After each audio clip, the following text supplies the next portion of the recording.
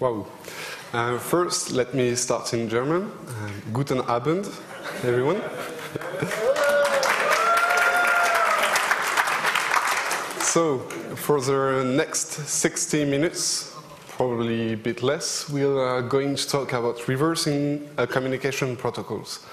But we are going to target a specific communication protocols, which is a botnet communication protocol, quite known, named Zero Access. So, who are we? First, we are French. So, sorry for the accent. And okay.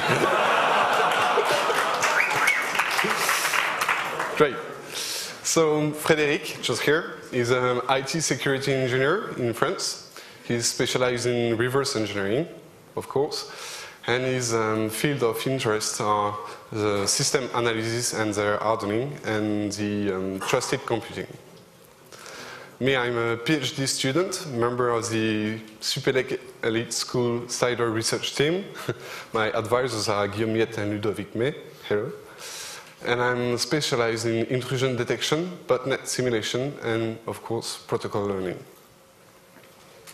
We are both from the French company named Amosis. It's a security company with audit and eval. Not Amosis, Amosis. Audit and evaluation. And we also do research and development. That's what we are going to talk about today. So, topics. We are going to reverse a protocol. We are going to simulate endpoints once we've reversed it. And finally, we are going to map the botnet. So, why do we do reverse engineering of protocols? First of all, protocols, you can find them everywhere. You can find them between endpoints. You can find between communication of process between processes. You can find between that when a binary talk with its libraries or with a device, for example. And you can even find protocols inside Tamagotchis, for example, if you've seen the talk of yesterday. So, why do we need to do reverse engineering? First of all, we like to do some test analysis, robustness analysis of implementation of protocols, like if you want to fuzz a control IP of a centrifuge. And if you saw some talk yesterday, they talk about fuzzing and vulnerability analysis of some implementation of protocols, like those with Tamagotchi and ESXi binaries. You may want to analyze traffic to find and to identify potential leakage of sensitive information, like if you want to be sure that your IP reputation appliance doesn't leak any sensitive, critical information. You may want to do reverse engineering when you want to compare the implementation of a protocol with its specification, like in common criteria when you do security evaluation of products. You have to do the evaluation of specification and its implementation. And last but not least, you may want to develop an open source version, a free version of a protocol implementation when this implementation is proprietary. So you want to do reverse engineering. And if you have seen the talk of Drew Fisher last year, maybe he's here, I don't know. He talked about the reverse engineering of Kinect protocol, and it was quite interesting.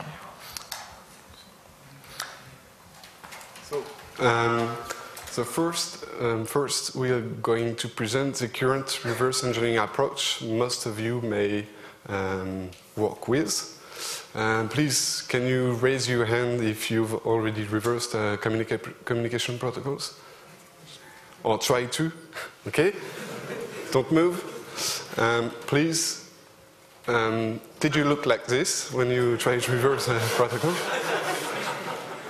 Okay. That's the common scenario when you try to reverse communication protocols nowadays. You have lots of flows, hexadecimal flow, and you stare at them for days and try to find relations, size fields, CRCs and co. That's horrible. It's complex, time-consuming. You have to be a guru of encoding to be able to do this kind of stuff, and it's mostly manual. I had it's mostly visual because you stare at bytes for days and days, and it's like this that you reverse communication protocols nowadays. So we looked at this problem and tried to think about creating a tool that would help us to reverse efficiently a communication protocol. So this was a starting point for our research 2 years ago, and we wanted to find some way to automate the reverse engineering of protocols. So we look at some well-known protocols like TCP, and we wanted to find some characteristics that we can then automate to infer. So let's take TCP. TCP has some, you have the different types of messages like SYN, ACK, push, and so on messages. You have the notion of concept of encapsulation layers. TCP is encapsulated inside IPv4, which is encapsulated inside Ethernet. So you have layers of protocols.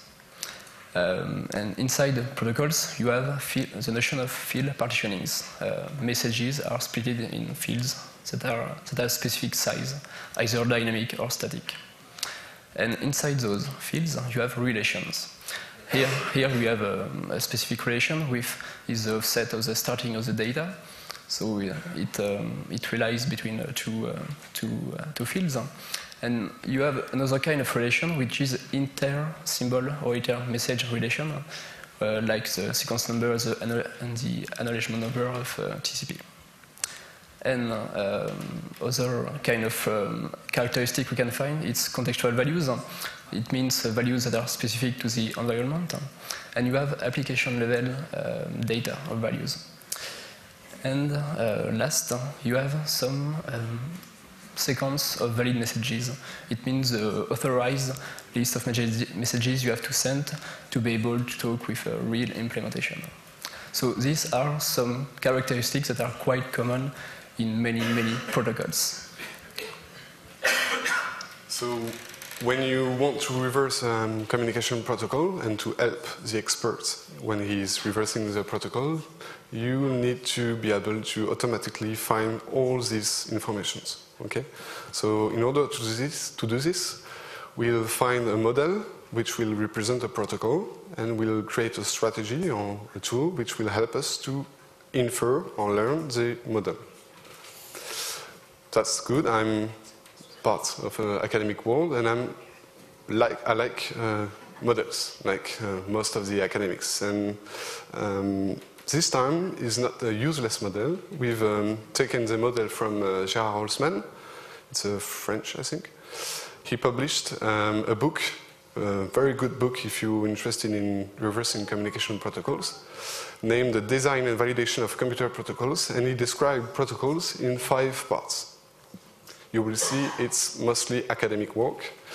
A protocol is defined with a service, meaning each protocol has been created for a special purpose, okay, a special objective. This model also includes some assumptions on the environment. When you create a protocol, you create it for IPv encapsulation, for example, or for wireless communications, so you have some assumption on the environment. You put in your model some messages, the vocabulary of your protocol, so the list of messages, the encoding form and the format of all these messages. You add the grammar of your protocol. The procedure rules is the academic term for sequence of valid messages. And you have a model. Okay. For us, it's way too much complicated to learn this model. We have too much data to learn, and it's quite impossible using automatic approach. So we try to reduce this model to something that we can manage. So we simplify the protocol model with 2 parts. The first is the vocabulary, the list of messages it contains, and the grammar will represent with a state machine. That's quite common. So since we've found a model to represent a protocol, we've created a tool named NetZob that we'll introduce that will help the experts to learn this model. So NetZob is a project that we started 2 years ago. It's an open source project. It's available on internet. And it has three main goals. The first one is to be able to infer to reverse communication protocols, especially proprietary protocols. The second one is to be able to simulate and generate traffic, realistic traffic, that are understandable by real implementation. And the third goal is to be able to do smart fuzzing based on the knowledge of the protocol we've just learned. So three main goals. The approach we've taken inside NetZob is as either passive and active inference. By passive, I mean just observing some traces and trying to infer the message format and the grammar of the protocol. And by active, I mean talking with an oracle, a re-implementation. We use a semi-automatic approach. By that, I mean that it's not entirely automated. The expert has to do some tweak, to specify some parameters to understand and to better understand the protocol. And we don't rely on binary manipulation, either static or dynamic analysis. We only observe traces. So this is a big picture of NetZob, its architecture. It has four main components. The first one is the import component.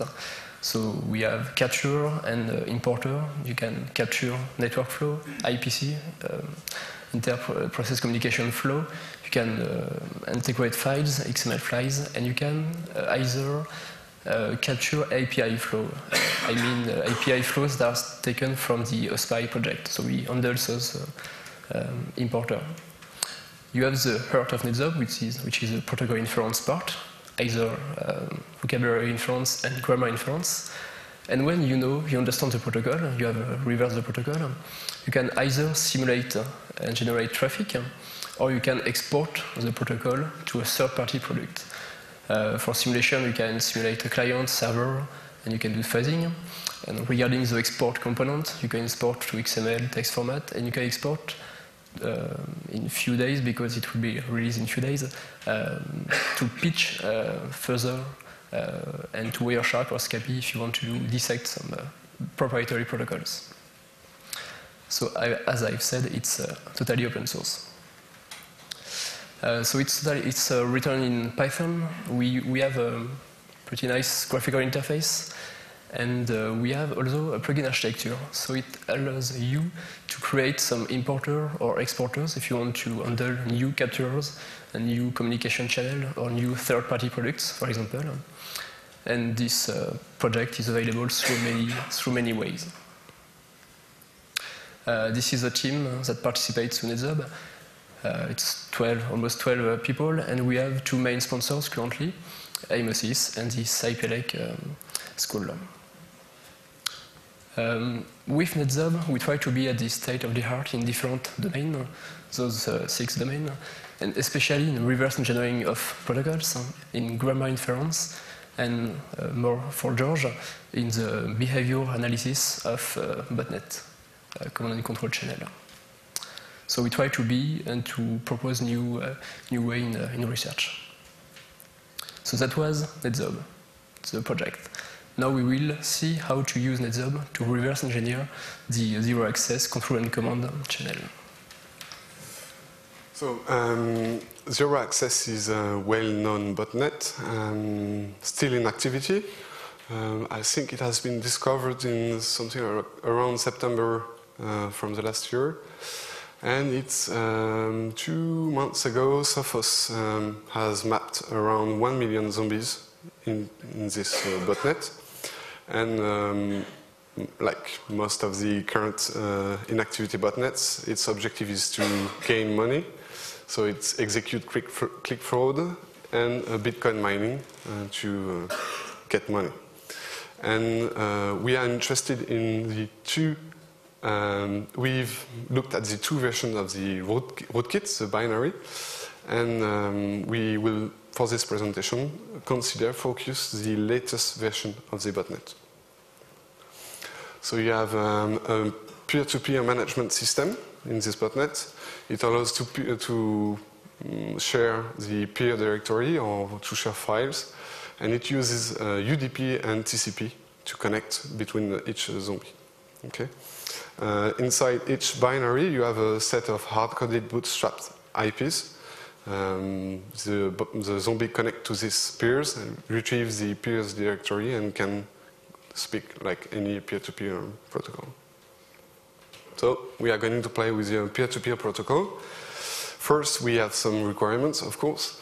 We need real communication traces. We contacted Kevin McNamee. He's the first who reversed the encryption protocol of the zero-access botnet. He sent us some traces, real traces. We deliberately infected one of our machines to gain more traces. Okay? And we also, a few days ago, downloaded from Contagio. It's a website, a blog, where you have some samples of the any malware. And he published some pickups of zero access. So we downloaded all these three sources of traces and used them to reverse the protocol. We also used a confined environment and the binary of the malware for the grammatical part of the inference. But we won't go deeper in it because it's quite long to explain. We use, as any confined environment, firewalls and virtual machine and stuff. Please, if you do this, consider legal issues before installing manually before infecting your own machine with a botnet. So first, you need to extract from the traces some data flows. So this is the kind of data flows you obtain from a pickup from zero access. Okay. You split the data flow using previous knowledge of the sub-protocol used, like if it's over TCP or over UDP, over USB, you can split the data flow in messages, first message, second message. And you can also use, within NetZob, delimiter-based splitter. And you import these messages into NetZob. You can either use Wireshark and export into NetZob, or use the capture module, which sniff your Ethernet card or anything and import messages into NetZob. So once you've obtained traces and provided them to NetZob, you can start reversing the vocabulary of the protocol. So the goal of this first step is to abstract messages. So you have raw messages, raw binary data, and this data contains some specific values that are specific to the environment, like IP, timestamp, and so on. And the goal is to decontextualize those specific values to have an abstract value of this information. And to do that, the idea is to regroup messages by similarity and to then those similar groups to find contextual variation, contextual values. In order to regroup messages by similarity, we rely in NetZob on their common partitioning. I will explain now. How do we do partitioning of messages together? We support many ways inside NetZob. The first way is quite simple. It's simple alignment. So it's only try to separate static and dynamic variation on columns. Second way is quite simple also. You have delimiter-based alignment, so you use a delimiter and you try to split messages according to this delimiter. And the third is quite interesting, which is called sequence alignment. It tries to find the optimal alignment of two or many messages. And to do sequence alignment, we rely on an algorithm which is called Needleman and Wunsch, and which is taken from the bioinformatic domain. But what is Needleman and Wunsch? Let's see. So the idea of applying Needleman and Wunsch to do reverse engineering of protocols has been initiated by Marshall Bellow. I think it was in 2004 or 2005, something like that. The idea is when you have two messages you want to align, so this one, you build a distant matrix. So you take the two messages and you build a row and a line. And then you initialize the matrix with some initial data, the 0. And then you have a formula to fill the matrix. The formula works as follows. You take to fill a cell, let's say this one, you have to take the highest score between the top one, the left one, or the top left one. And you, with modulo some parameters, you fill the entire matrix like this. So when the matrix is totally filled, what you do is a trace back. You start from the bottom right and go to the, try to find a path to the top left by specific values. And the idea, the goal here is to find the command pattern that corresponds to the better alignment of those messages. So here the result is simply two static bytes, the 70 and the 0, which are static, so we align them. And in the middle you have the dynamic variation, the dynamic part, which will then correspond to a unique field. So here you have three fields, the 70, the dynamic part, and the 0, which is another field. Based on this information, based on this command pattern, in order to manipulate that inside a NetZub, we rely on regular expression. So we just compute a basic regular regex, regular expressions that corresponds to this alignment. So this is the regular expression of this alignment. Here, with regular expressions, it helps inside NetZub to do field partitioning, to split messages between fields. So with this information, we can easily split messages with the inside NetZub with the 70 and the 0. In the middle, you have the dynamic part. So you have the static fields and the dynamic fields. Okay, so now you are able to do partitionment of fields with many messages. So let's see how to do similarity with them. We need to, since it's an automatic approach, this part of the algorithm, we need to automatically find if the alignment is efficient or not. Okay. So we qualify the alignment with a score. We name it the similarity score or measure. And we compute it for each pairs of messages and try to find the best alignment using this score. So we define a similarity score. If two messages has a 0 for similarity score, it means they have nothing in common. Whereas if it's 100% similar, it means messages are almost identical. So we define few scores or ratios we use to define if the alignment is efficient or not. We won't go too much deeper in these scores, but we allow it to create and add any additional factors we could that you would be interested in. So the first factor or score is the ratio of dynamic fields over the total amount of bytes, whereas the second similarity measure, I would say, is the ratio of common dynamic bytes over the two messages. You take these two factors, you normalize, compute the similarity score here, and you can have, with this solution, a number between 0 and 100 that you can use to compare between other pairs of messages. This will bring us to the clustering process of the alignment.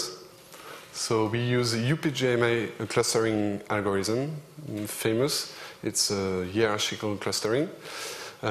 We put all the messages in a matrix, okay?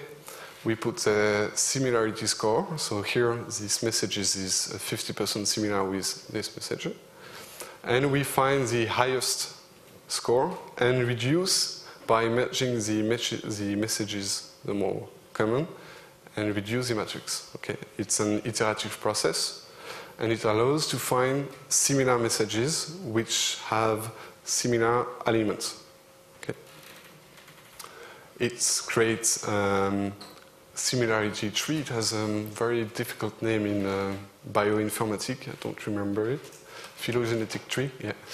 And using this tree, we can find clusters and find equivalent messages automatically. Here we have 1, 2, 3, and 4 clusters of messages.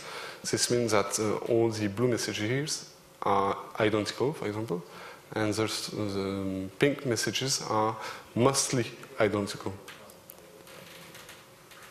That was the theory aspect of the clustering.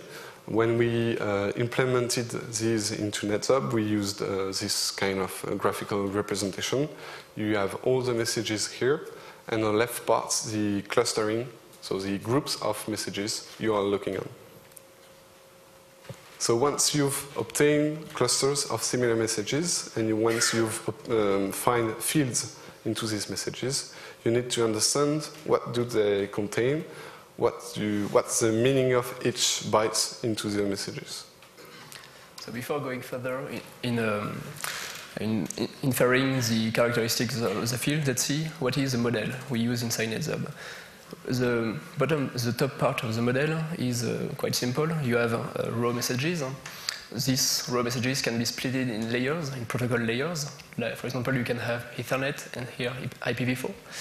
And each layers can be split in fields. It's quite simple. This partitioning, this strategy of multiple partitioning allows for multiple partitionment elements, for example. And this is a complete part of the model. So for each field, you have some specific attributes. You have the attributes that are specific to this side, which can be either fixed or variable. You have some interpretation attributes, how to interpret raw bytes either as integer, string, ASCII, and so on. The indianness is a sign, for example. You have some transformation attribute. We will talk about that just after. And you have the definition domain of the field, how it varies, what is authorized values for this field. This field can be static, random, and can have some dependencies on other fields or on other messages. And you have an optional characteristic, which is a field, which is a semantic, sorry. And the semantic is optional because you don't always need to understand what is the meaning of a field to generate traffic. You can just replay traffic and it will be okay for real implementation. So this was quite a tough explanation. So we wanted to, because we have 60 slides left, we wanted to make a small pause, a small interlude. So we'll do during 5 minutes some knitting.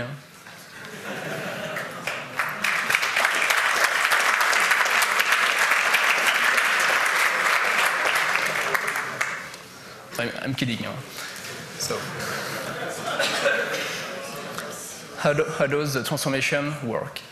And why do we need transformation?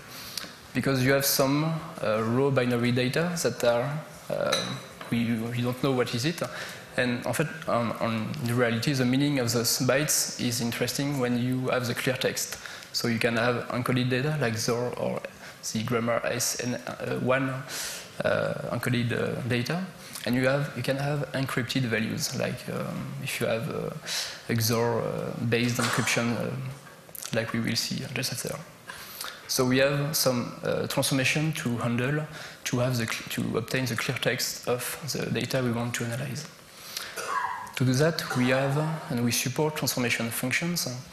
I mean some functions you can implement inside NetHub to transform data to application level bytes. So you can either apply those transformation functions on messages, layers, and fields, and you can, with NetHub, use provided functions.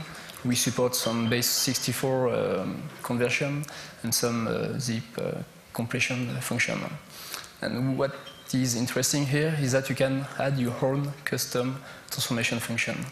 This is what we did for the zero-access botnet communication channel, because it uses XOR-based, a really simple XOR-based obfuscation function. So inside NetHub, you can add your own code in Python, in the graphical interface, to transform some raw messages inside clear text messages. And then you can work on it to understand the meaning of the field. So let's see now how to handle relations. Okay. So before relations, the expert has quite a good view on the vocabulary of the protocol. He's reversing. He has the messages clustered in similar groups. Okay, each message has been split in fields, and he has a bit of a knowledge of the evolution and the variations of each field. If it's a static or if it's a dynamic field, if it's smallly variated or not. But there is something every reverser is looking after, is to find automatically relations. That's the kind of problem when you have a value that depends of something else. Like when you have a field which contains the binary ID of the botnet, it contains the file name, the affiliate ID, or when the field contains a value of the size of another field, or if it contains a CSC of another field. That's the kind of relations you have always in protocols, and that you want to find and to reverse when you are looking after an unknown protocol. So how can we reverse automatically, or how can we help the experts to find these relations? We use the maximal, I'm sorry, it's maths, maximal information coefficient correlation system provided by the MIT. It's very efficient. It allows to correlate the value of multiple fields and to find fields which are highly correlated. Okay.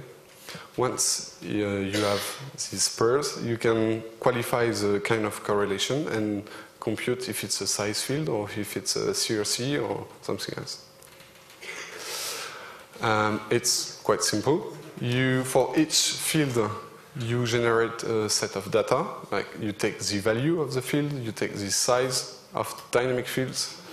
You have more data, like you concat fields one with the other and compute their value, their size. You create n-grams.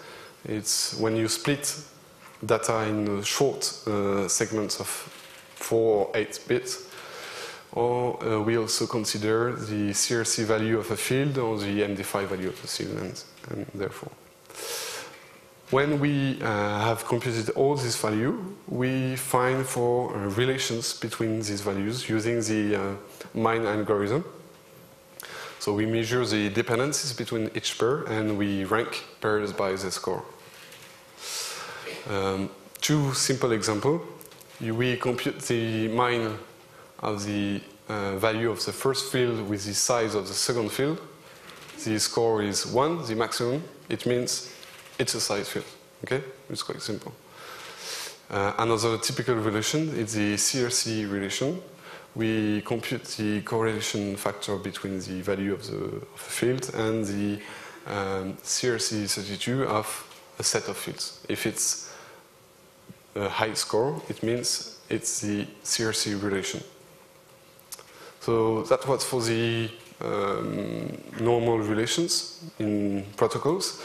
We have another set of relations which are the environment dependencies. It's when the value of a field depends of the context, like the hour, what time is it, if the protocol sends the timestamp or if it sends the IP address.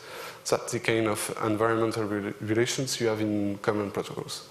So in order to automatically find these relations, or to help the experts finding them, when you import data into NetZob, we store lots of metadata, like the current dates, the current protocol, sub-layer protocol, the IP address if it's a network protocol, the name of your Windows session, for example, this kind of metadata, and we search them into your vocabulary.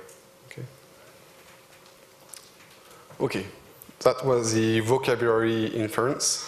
There are more features. We won't have time to go deeper in them. We'll show you a short demo at the end. I'll speak about grammar inference now. The grammar of a protocol is the sequence of messages which are exchanged, like the three-way handshake in TCP. Okay, so how can we automatically infer the grammar of a protocol? We use an automata. That's quite simple. You have two states, for example. when you send attack, you expect to receive success. And that's the common definition for I/O automata, input-output automata. We change it to a different model. We name it SMMDT. I won't tell what it means. It only includes a probability. Okay, so when you send attack, you have 80% chance to receive fail or to receive with 20% the success. We also included the reaction time into the grammar. So when you succeed, it's often more fast, for example. And when you fail, it can be a 2-second operation. So that was the model of the grammar. This schema now is how we can infer automatically the grammar of a protocol. We use the Ungreen L-star algorithm, famous. We have a learner, your computer as a reverser. It sends queries to a confined zombie. So you put your malware into a virtual box, you send data to the malware, and you, using probe, external probe, you compute if it's valid or not, if it answers or not. Given all the information you retrieve, you create an hypothesis model. And when this model is big enough, you can compare it to the real one. I won't go more in it. We have implemented this algorithm and some little tricks in it into NetZub. If you want to test it, you can don't hesitate. That's the kind of results you obtain. It's a very simple grammar of the zero access protocol. It opens a communication channel. It sends and receives something with, it's small, with different probabilities, and it closes the channel and turns like this. Very simple. So now that we've inferred the vocabulary and the grammar part of a protocol, we'll show how we can generate traffic. So the simulation part of NetZub is interesting because you know the protocol, you infer the protocol, so now you can simulate, generate traffic. So you can simulate either a client or server, or both client and server inside NetZub, and you can talk to a real implementation if you want. You have to understand the distinction between a client and server and the initiator and responder of the communication channel. For example, you can have a TLS session, that is that the TCP session is opened by the server. So we handle such a characteristic. We also handle the abstraction from the communication channel. For example, if you want to send TCP messages over a USB channel, or if you want to send IPC traffic over a file, let's say. We use a memory mechanism. We use it for to memorize previously seen fields, for example, like IP, that we want to re-inject in future messages. This is quite interesting, and I will show you an example here. So this is a simple generation of traffic of the zero access communication command and control channel. At the input, we have raw binary data that is taken by the communication channel of NetZub, and then by the abstraction layer, we are able to understand what is the message we've just received. We have a getL symbol, which means it's a peer request. The peer request for other peers. It's a peer request. And we send this information inside the grammar model, the state automaton.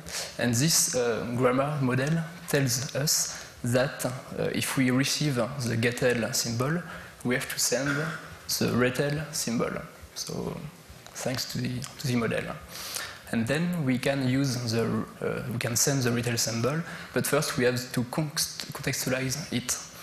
So we send the retel symbol inside the abstraction layer, and then we send the retel symbol inside the abstraction layers, and inside the abstraction layers we use the memory that tells us that we have seen some previous IP, and we use them to build the message, the packet.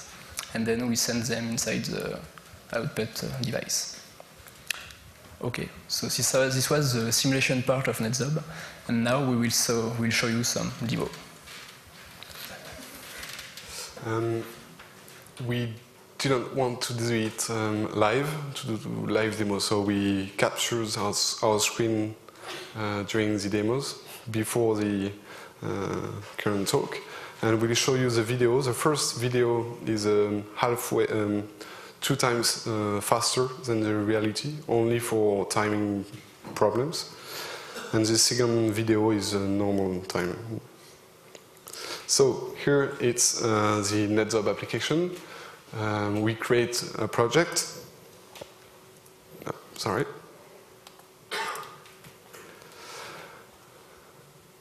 Okay. We select pickups to import in it. Okay. So we selected a pickup. We decided to only consider the UDP sub protocols, and we select messages we want to reverse. Okay. So we select every messages and import them into NetZob. Okay.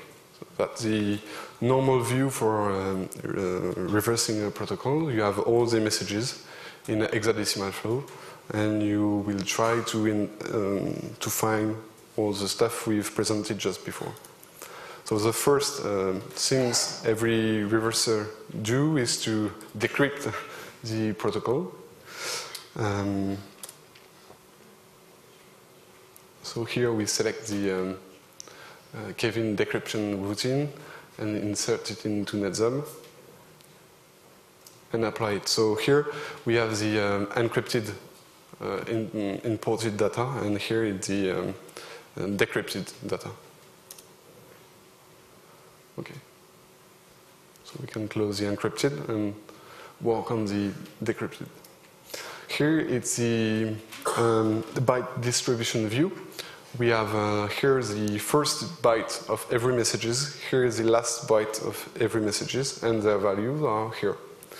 So this graph is very efficient. It tells us that here we have something highly compressed or highly entropic, or which value varies quite well. And here we have something we might be interested in looking at, because there is a pattern in the field value, and we will try to understand why this protocol looks like this. So we execute the clustering and sequence alignment algorithm. It's not so, doesn't take too long. And we obtain 2 clusters. The first one here only contains 1 message, and the second one here contains 26 different messages. This means that this messages is very different than the others. So we'll consider the 26 other messages. Okay. And as we can see, the messages has been split in fields, dynamic and static fields, and we'll now try to understand what does these fields mean. We can change the visualization format of the fields, like here in string. We can find that it's a retel message. It's when you finish to reverse the protocol, you name this message retel. So you renamed it retel. This one was the getel message.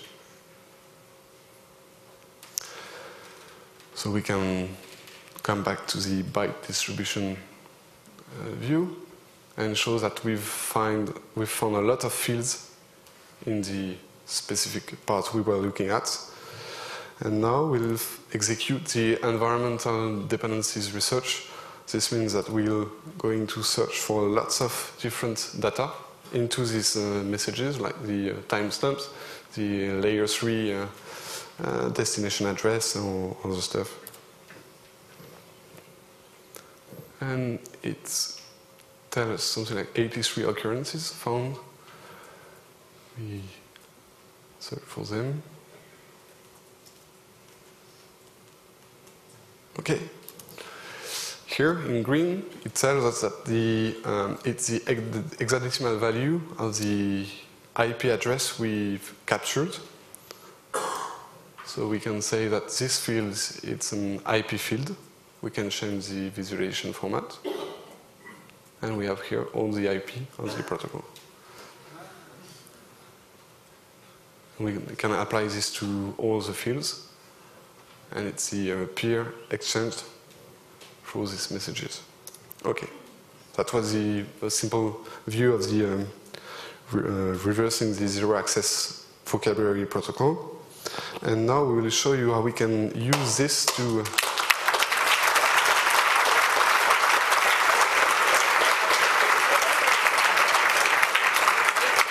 Thank you. We'll show you how we can use this to simulate fake zombie in order to map the botnet. Sorry. So this video was taken a few hours ago in the conference. Sorry for the traffic. So we created a very simple grammar.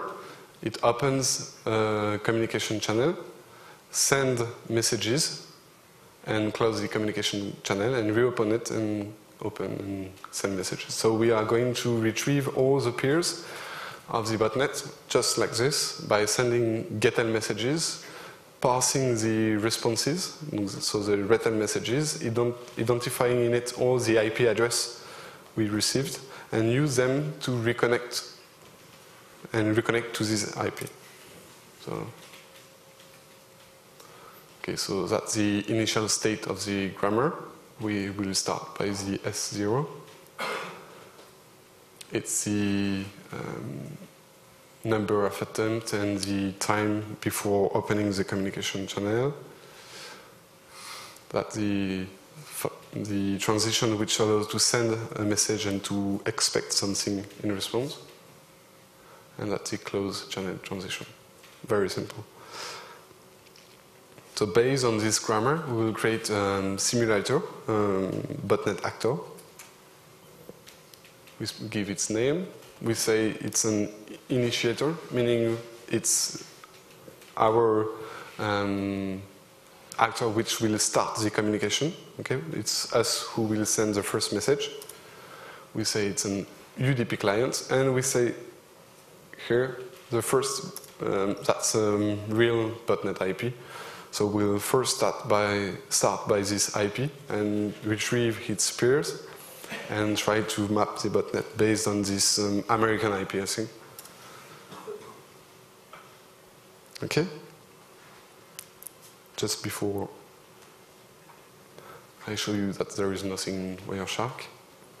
And we send GETL, and we start to receive RETL, and we do this very fast. And we can see that we send UDP packets and receive UDP packets from the botnet. This means that we efficiently reverse the protocol because we are able to generate valid and realistic traffic.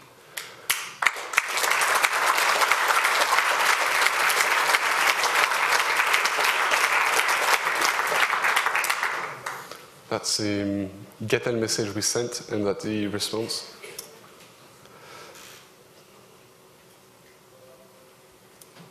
Okay, and we just extracted all the IP from this communication, so it was a 2 minutes mapping attempt. And we created a small script in Python to display the results over Google Earth, just for fun. Sorry, this was over a Windows computer because Google Earth wasn't working on a computer, so it's a different video. So we open the generated file. It takes a few minutes.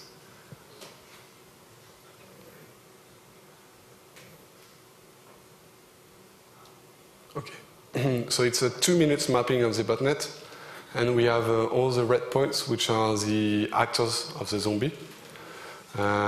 Most of them are in US or in Europe.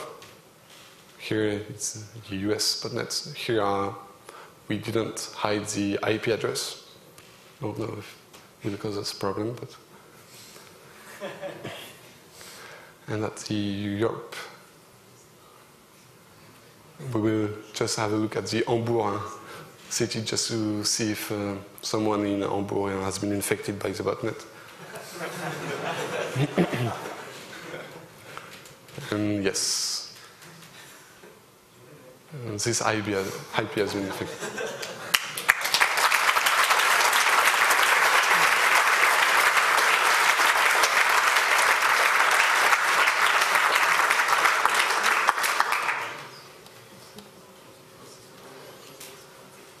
Okay. Okay. Some few words about the future of NetZub.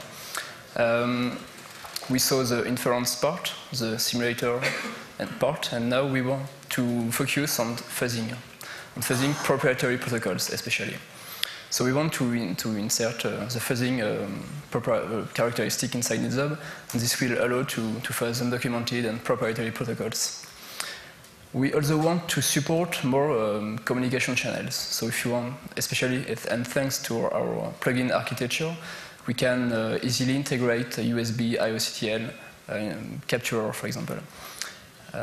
We also want to support more export plugin to third-party products, and we are at many days to release some plugins for Wireshark, Scapy, and Pitch Fuzzer. So for Wireshark and Scapy, this will allow to dissect, to analyze proprietary protocols or undocumented protocols inside well-known and established tools. And for Pitch, this will allow to fuzz proprietary protocols with well-known and established tools. Okay, this is a feature on NetZub, and if you want to contribute to write your own capturer or exporter, we'll be glad to help you. So, some few words about the conclusion and some insights. Protocol reverse engineering is quite active at the academic level, but very few active at the hacker level, because we only reverse manually or visually. And as our knowledge, we are not aware of other tools that provide vocabulary inference and grammar inference. So I think it's quite interesting to fill the gap between academic and hackers domain. We are also open to all kinds of contribution, especially if you have feedbacks. If you want to try NetZub, we encourage you to try it and to give us some feedbacks. If you find some bugs, because there are some bugs, you can provide some bug fix, and especially feature proposal. If you have some ideas, some stuff we didn't implemented, so it will be interesting to hear from you. And we also support some translation, so we support French and English. And if you want to write your own language translator, it's okay. So if you have any questions, we'll be glad to help you.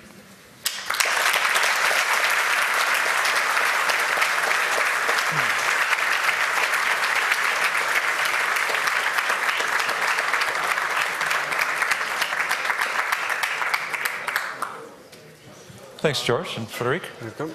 So now we're opening to questions, and you're finding the microphones. You know the drill. All right, let's start over here. Hi, thanks for this tool. I think you just got this download spike, but okay.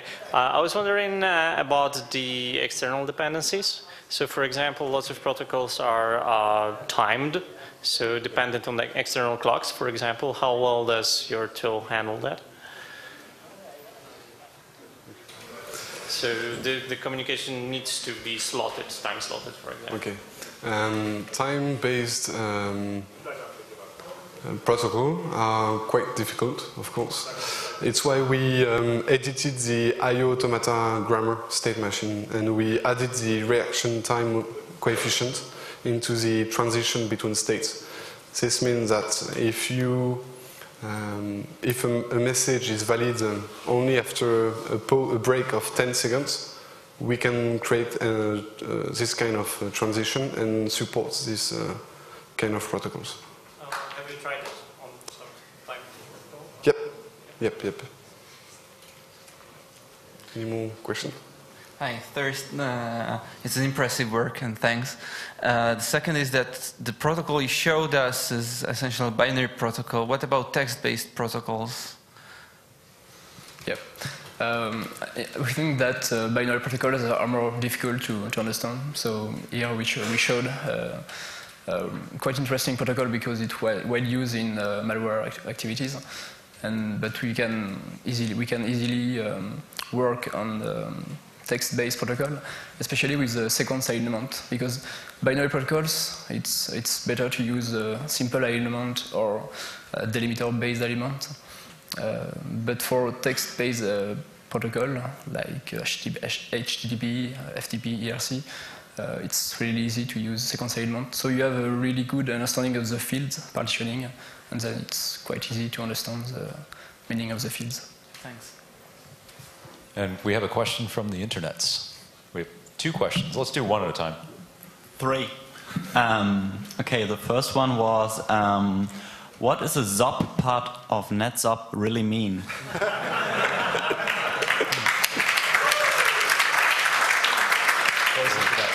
They can be really creative.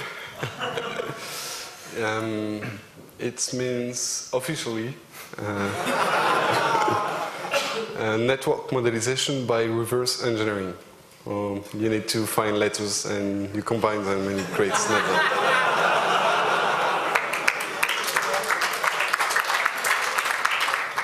All right, based on the quality of that question, let's go back to the room. Really great tool. It feels it fills a space that hasn't been yet filled by tools. So it's really useful. You meant it as a general tool, right? For not only for the specific protocol of the botnet, but for general users. Okay?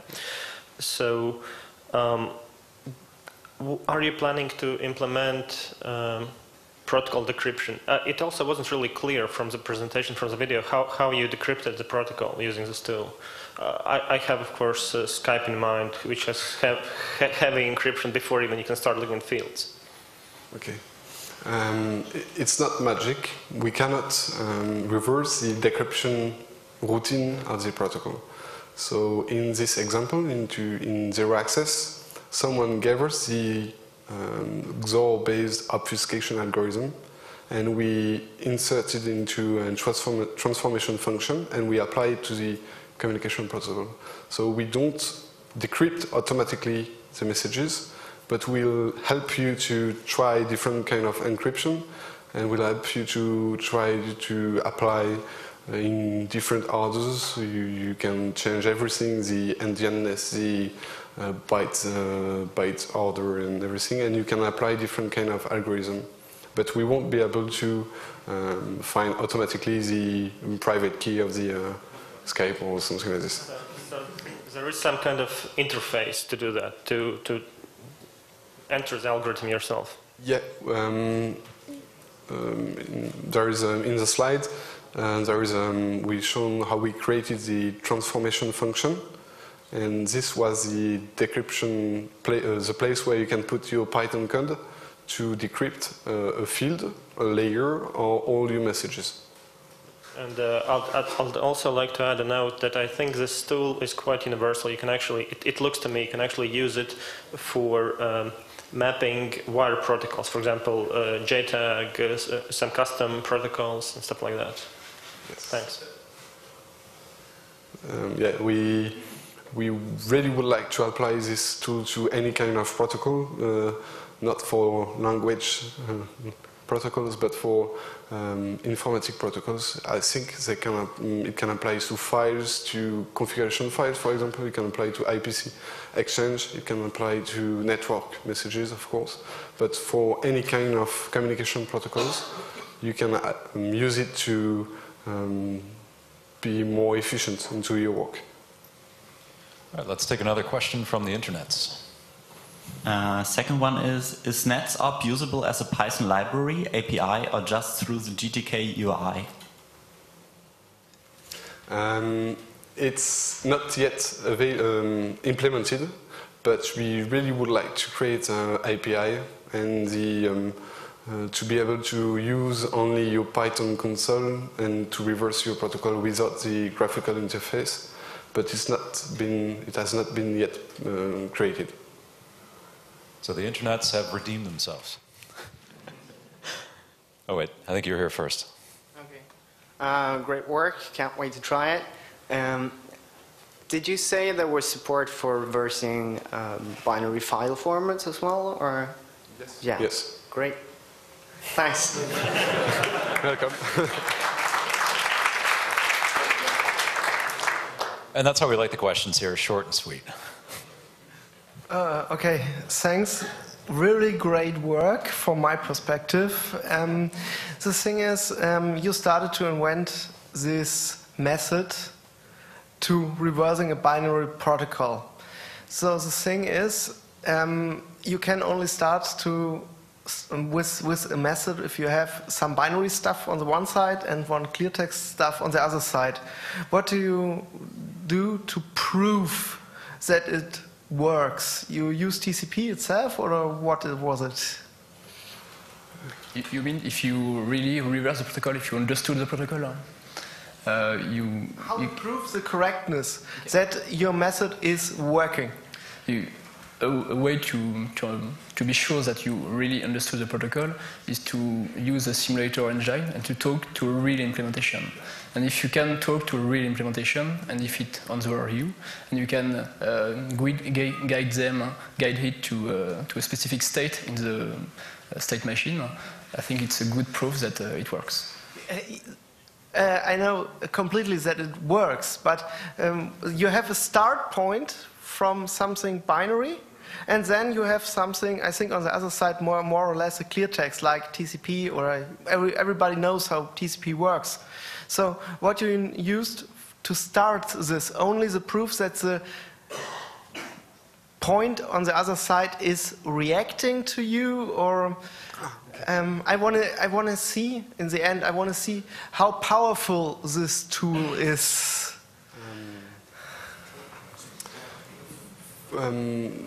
To answer the first one, we would like to create an exporter for Wireshark, because it will allow us to compare previously created dissector for Wireshark, the official one, with the automatically inferred and created one. So if we can compare the Wireshark dissectors of the protocol, and if the two matches, it means the reverse went well. Yeah. And for your question, I think you're talking about the grammatical inference part. Yeah. We are never sure that the message we sent generated an answer or not. We have some time measures, and if we did not receive something between the first or the second seconds, we consider that the message was wrong. Okay. Okay, thanks. And we have one more question from the internets. Yeah. Are there any plans to support passive grammar inference in NetsOp from network traces without any active stimulation? Yes. That's funny, because that's exactly what I'm doing now. Because the active aspect of the grammatical inference is quite heavy. You need a confined environment, you need to put your binary in it, and you need to send experiments and go. This is very efficient, but time consuming, and you often do this in the end part of your reverse engineering. But the passive inference of the grammar would be very fast, very, very fast, and it will be completely automatical. So when you start NetSub, you will have all the messages listed, and we could apply the passive algorithm to show what we obtained, the maximal grammar, a simple grammar that would explain what you've imported. So yes, we are planning to add a passive grammatical inference in NetSub. That was an excellent question from the internets. I'm impressed. All right, we're a little bit over time, but there's nothing else in this room, so if anyone has to leave, please leave quietly. Otherwise, another question. Hi.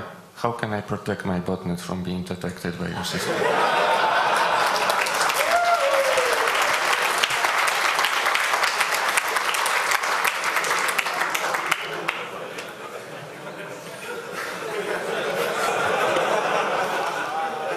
Use better encryption.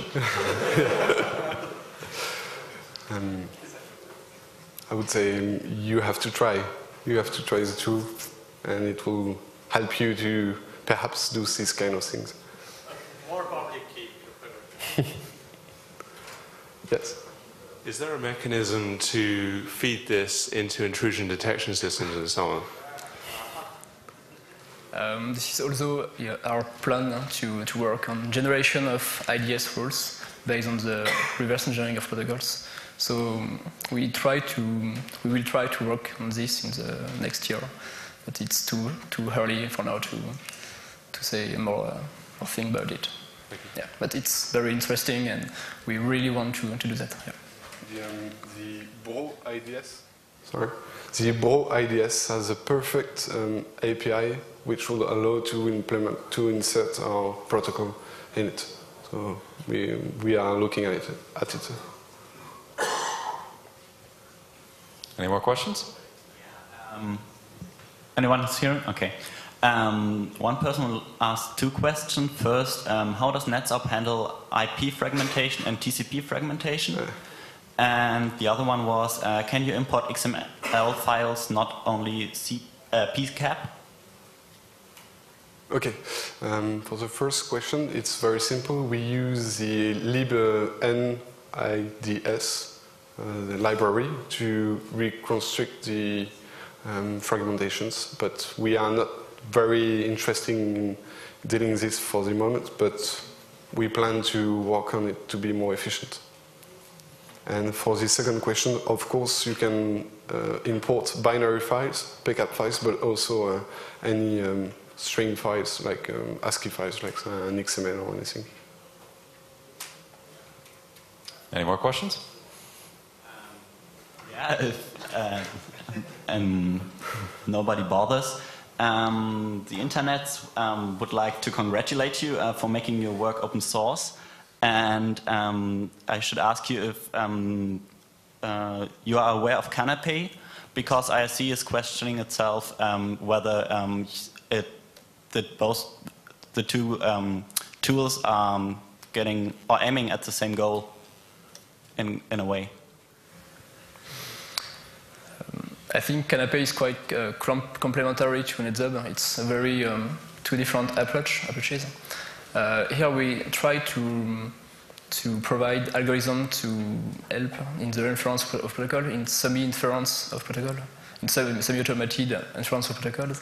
In Canapé, if I understood correctly, they try to provide a debugger where you can put your own breakpoint, where you can you can modify traffic or generate a specific state machine. I think it's quite, there is no the inference part, the inference of the protocol part. I think this is the difference. All right. Thanks for all the great questions, and thanks to Frederic and George.